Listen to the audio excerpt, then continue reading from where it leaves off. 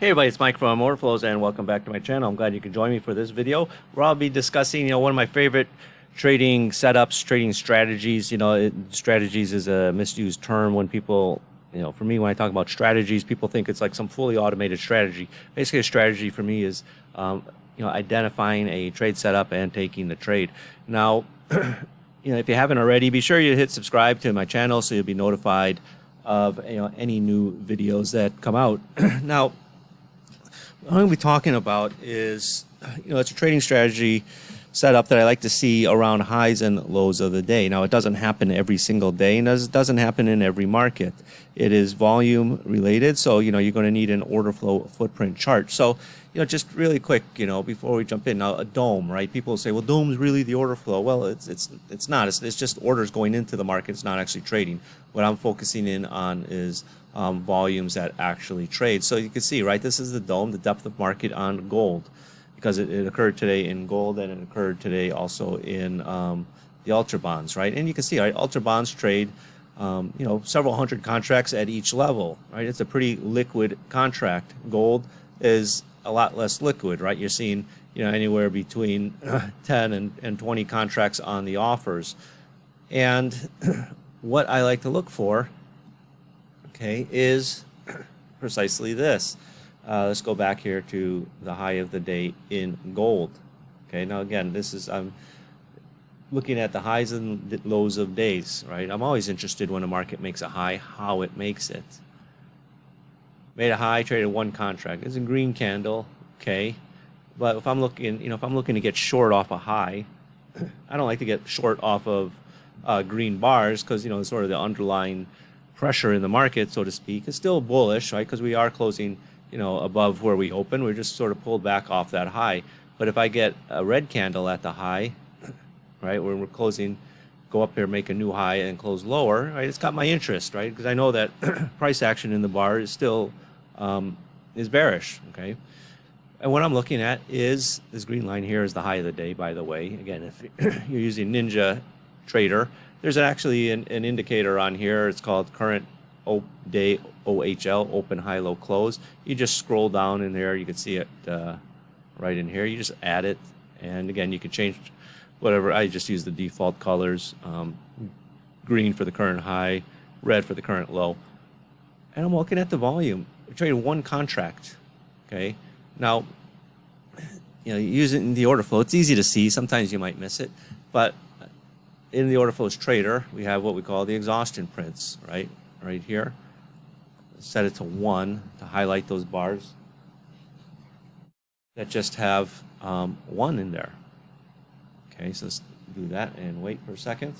Okay, so you can see here now it's drawing out this red line. So I know there's a single contract that traded there. Because remember, right, in the dome, right, there's decent volume on both sides. In this case, this is gold. Okay, and people say, well, gold doesn't trade that much. You can see the volumes are light.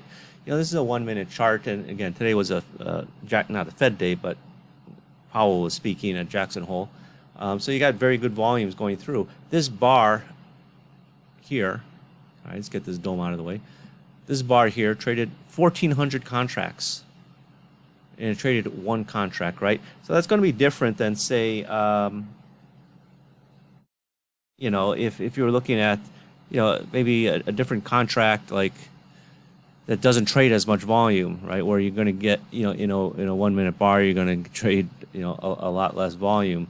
But when I see that, to me, that's a sign that this market doesn't want to go any higher. It makes a new high by, 2 ticks, one contract. Where is the fresh buying coming in? It's not there, right? For this market to continue going higher, you want to see more and more buying, not just one contract at the high.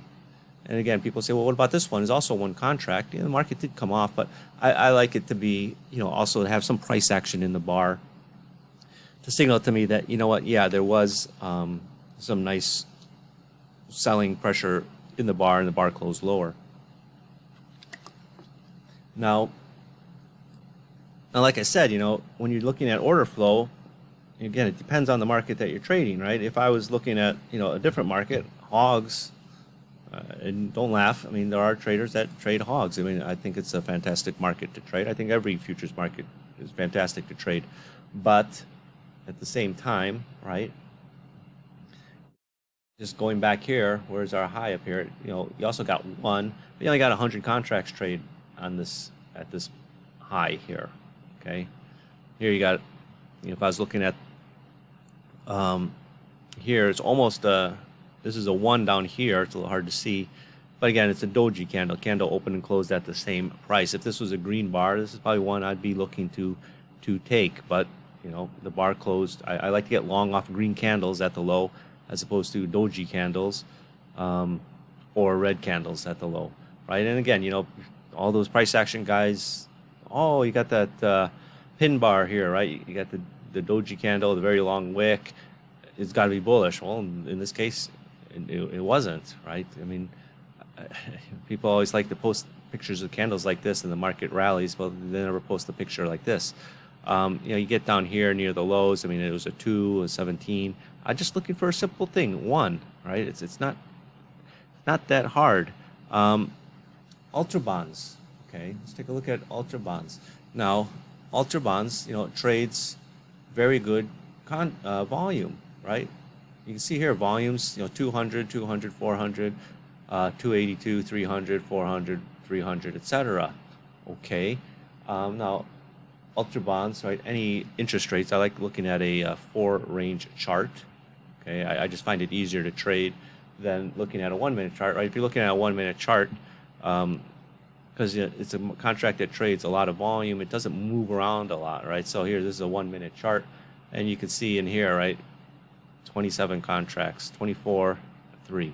Basically, it's trading either the bid or the offer, and sometimes it ticks 1 tick above, 1 tick below. Right? I just find I've always traded interest rates on a range-based chart, and down here today, look at this, making new lows, making my way down.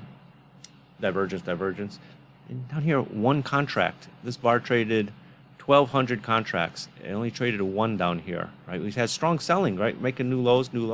Then only 1 person interested in selling down here.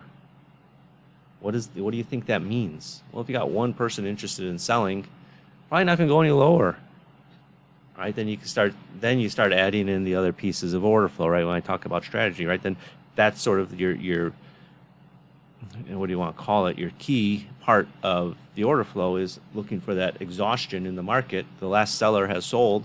Then you start looking, okay, what else is happening? Well, I got aggressive buying coming in. Okay, and you know, what else do you see? Well, I see a single print in this bar, right? A 5. Right? I see a bullish prominent point of control. This is actually a bullish prominent point of control down here as well. Also, I got a bullish ratio as well, 450. I don't have a divergence because this bar has a negative delta. Okay, so that single print to me is the go sign that, hey, you know what? Pay attention. We can start rallying off this low, as opposed to we didn't rally off this divergence or this divergence or this divergence.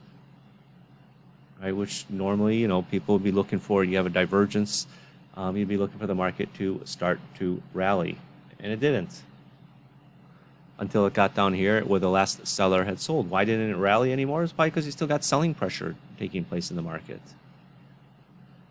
Now, you know, on other markets, right, like say the E-minis, right, a much more deeper liquid market, you don't get a lot of 1s at the highs or the lows. So, but if you did see it in the E-minis, you got to jump all over it, right? Up there at the high, I think the volume was just, I think it was just 25. Okay, here, but that's a green up candle. But again, it's something I like to look for at the highs or the lows of the day. You know, 79, 152. Right? S&Ps is just one of those markets that does a very good job of distributing volume throughout the bar. Right? You don't get a lot of those one contract prints at highs or lows of the day. Right? Nothing in here. All right, 12. Even down here. Okay, so again, it's not something that you would necessarily use on E-minis. I think it would be a very strong signal if you saw it on the E-minis, but I can't remember the last time I saw a high or low in the E-minis, high of the day, low of the day, where it traded just 1 contract. I see it a lot in other contracts, as well. So take a look. Again, not everybody trades, E-mini. So if you're trading something like interest rates, pay attention to that. Ultra bonds, obviously gold. It happens in crude time to time. But again, it's not something that you're going to see every day, because at the end of the day, it is volume dependent, right? It's based on the conditions in the market. So that wraps up this video on analyzing the volume and the footprint, and sort of talking about one of my favorite trade setups. And to be honest, this is something I have always looked at in the order flow for over a decade, even before I put my software together. And those of you that have been following me since I released the software know that this is something that I've looked at in the past. I've even wrote about it in my book, Trading Order Flow. Okay, so that's how important this is to me. And it's just so simple, basic thing, right? And if you're just really quick, right? All right, let's go back to the Ultra Bond chart, right? That's just on one contract, right? A 1 there. On these contracts, you don't have to necessarily use a 1. Right? Maybe you want to use 5 as your level, right? If it's a market that you're familiar with and you know that it's rare to get, a 1, maybe you want to move it out to 5, maybe even 9. For S&Ps, I use 9. So again, thanks guys for watching this video, and hopefully you got something useful. See you guys on the next video. Bye-bye.